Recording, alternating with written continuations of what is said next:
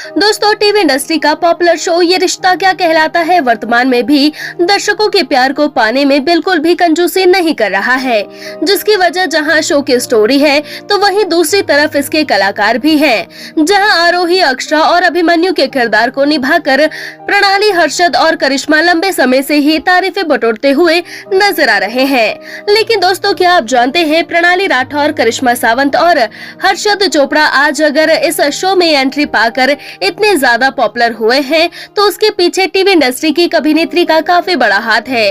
जी हाँ, बिल्कुल सही सुना आपने। इन तीनों को इस शो में एंट्री दिलाने में टीवी इंडस्ट्री की एक अभिनेत्री काफी अहम भूमिका निभाती है। तो आखिरकार कौन सी है वो अभिनेत्री और किस तरह उन्होंने इन तीनों को इस शो में एंट्री दिलाई है, आइए जानते हैं इस वीडियो के जरिए। पर उससे पहले आप इनके लिए इस वीडियो को लाइक करना ना भूलें।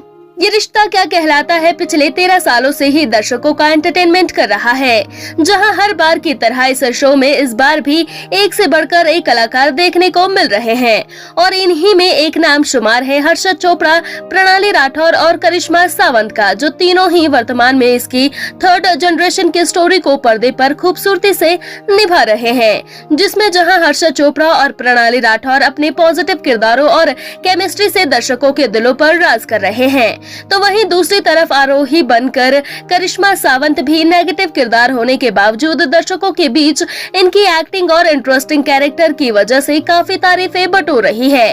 और यही वजह है कि दर्शक इन तीनों को ही इस शो की थर्ड जनरेशन के सफल होने की वजह मानते हैं। लेकिन दोस्तों, अगर बात करें कि तीनों ही सितारे किस एक अभिनेत्री की वजह से इस शो में एंट्री ले पाए हैं, तो आपको बता दें वो अभिनेत्री कोई और नहीं बल्कि शिवांगी जोशी है। जी हाँ, शिवांगी जोशी की वजह से ही इन तीनों को इस शो में एंट्री मिली है।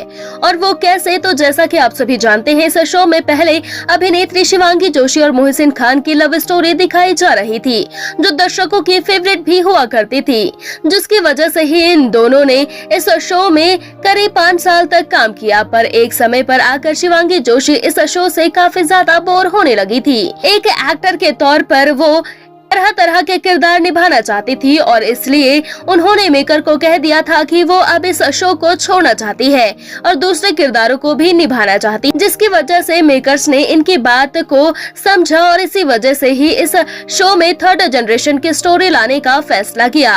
और इस तरह शिवांगी जोशी के फैसले की वजह से ही शो की थर्ड जनरेशन की स्टोरी शुरू हुई और इन तीनों ही कलाकारों की इस शो में एंट्री हुई, जिसमें काम करके अपनी अपनी भूमिकाओं से दर्शकों के फेवरेट बन रहे हैं। तो दोस्तों, आपको क्या लगता है कि क्या सच में इन दोनों को, इन तीनों ही सितारों को फेमस करने और शो में काम दिलाने में इनका हाथ रहा था? आप हमें अपनी राय कमेंट बॉक्स में कमेंट करके जरूर बताएं। साथ ही टीवी जगत से जुड़ी ऐसी ही तमाम खबरों को जानने के लिए आप हमारे चैनल को सब्सक्राइब करना ना भूलें।